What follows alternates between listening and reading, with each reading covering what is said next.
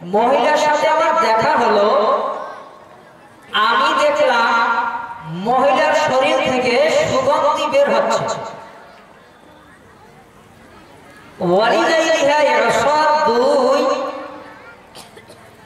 মহিলাটি পাতলা কাপড় পরেছিল, বাতাসে তার কাপড় উঠছিল। আবি দাউদের 4174 নম্বর হাদিস। রাবী হলেন আবু হুরায়রা। তিনি চলছে, লাকিয়াতুহুম রাআতুন ওয়াজাদা মিনহা। আবু হুরায়রা রাদিয়াল্লাহু তাআলা তিনি বলেন, আমি চলছিলাম, চলার পথে একটি মহিলার সাথে সাক্ষাৎ হলো।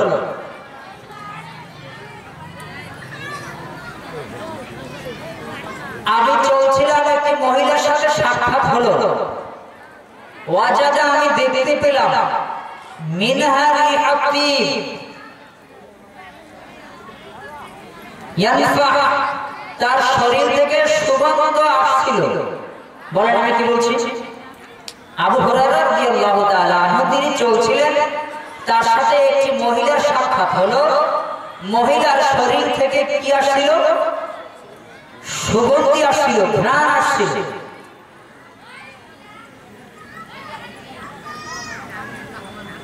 ওয়ালিদাইলিহা ইসা, মহিলাটি পাতলা কাপড় পরা ছিল, বাতাসে তার পাতলা কাপড় উড়ছিল। এক মহিলার সাথে আমার দেখা হলো, আমি দেখলাম মহিলার শরীর থেকে সুগন্ধি বের হচ্ছে। ওয়ালিদাইলিহা ইসা, দুই মহিলাটি পাতলা কাপড় পরা ছিল, বাতাসে তার কাপড় উড়ছিল। ফাকালা ইয়া আমাতাল জাব্বার,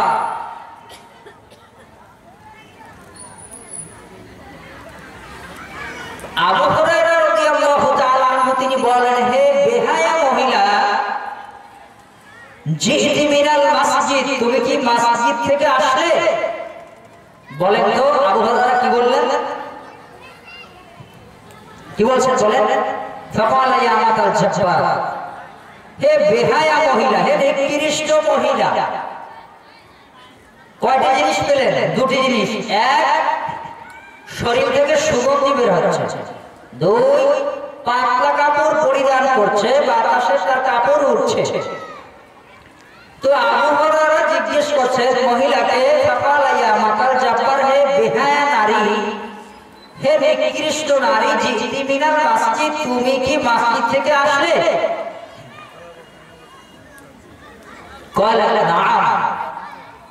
মহিলাটি বলল, হ্যাঁ আমি মসজিদ থেকে আসলাম।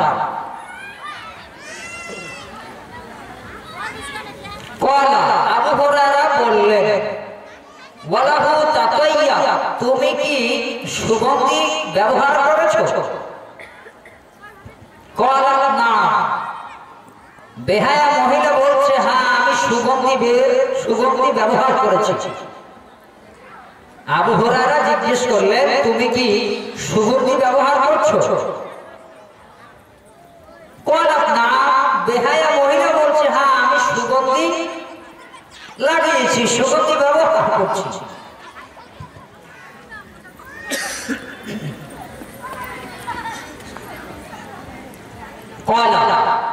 আবু হুরায়রা রাদিয়াল্লাহু তাআলা আনহু তিনি বলেন, ইন্নী সামি'তু রাসূলুল্লাহ সাল্লাল্লাহু আলাইহি ওয়াসাল্লাম, আমি নবীকে বলতে শুনেছি। ইয়াকুল, নবী বলেছেন, লা তুকবাল সালাতু মুরাত, ওই মহিলার সালাত কবুল হয় না তাতাইয়াবাত লিহাদাল মসজিদ, যে মহিলা সুগন্ধি ব্যবহার করে নাগাবিতে আসে।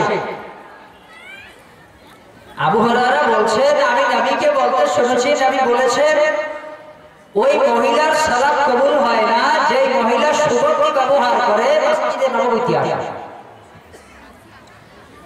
হাদিস প্রমাণ করে এক, নারীরা সুগন্ধি ব্যবহার করতে পারবে না।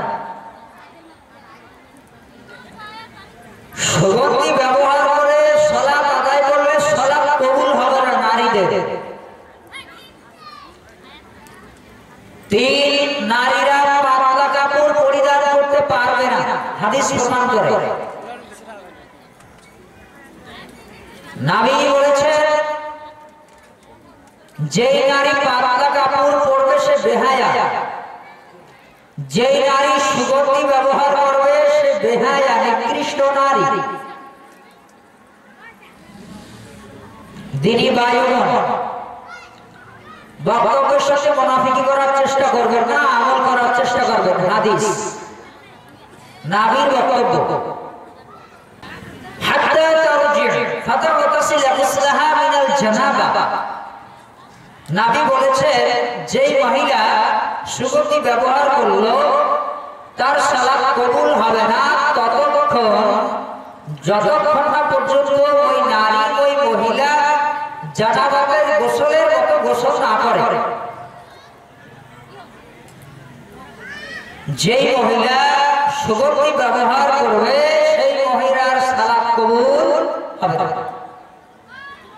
যতক্ষণ না পর্যন্ত ওই মহিলা সুন্দরভাবে গোসল না দিবে এবং সুগন্ধি দূর না করবে।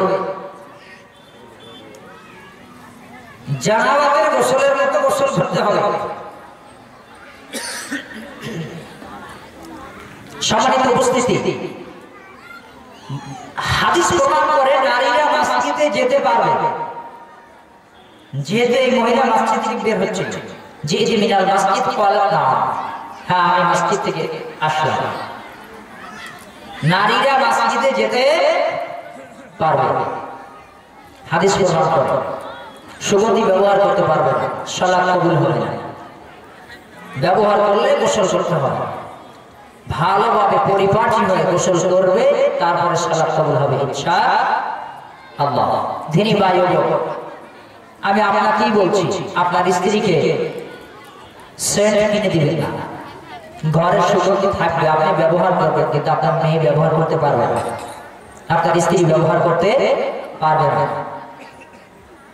যে সেন্ট বা সুগন্ধিতে ধ্যান আছে, ওটা পরে রাস্তা দিয়ে হাঁটলে পরে আর একটা পুরুষের নজর কাড়ে, ওই পুরুষটা তাকিয়ে দেখে কি হেঁটে গেল, এত সুন্দর একটা ধ্যান কি ব্যবহার করলো, কি হেঁটে যাচ্ছে। বিচারের মাঠে আপনাকে আল্লাহ তাআলা আসামি বানিয়ে দেবে, যেহেতু আপনার বাপ, যেহেতু আপনার স্বামী, যেহেতু আপনার বড় ভাই।